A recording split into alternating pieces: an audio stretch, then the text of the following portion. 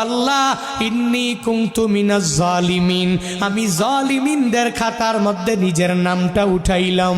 দুনিয়ার কোনো ব্যক্তি এই বিপদ থেকে আমারে বাঁচাইতে পারে না, দুনিয়ার কোনো ব্যক্তি এই মুসিবত থেকে আমাকে বাঁচাইতে পারে না।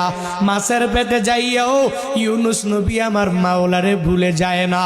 ইউনুস নবী যখন আল্লাহকে জানাইয়া দেয়, আল্লাহ লা ইলাহা ইল্লা আনতা, ও দয়ার মালিক তুমি ছাড়া কোনো ইলা নাই, তুমি ছাড়া কোনো মাবুদ নাই, তুমি ছাড়া কোনো মাসুক নাই, তুমি ছাড়া ইবাদত পাওয়ার যোগ্য দুনিয়াতে কেউ নাই।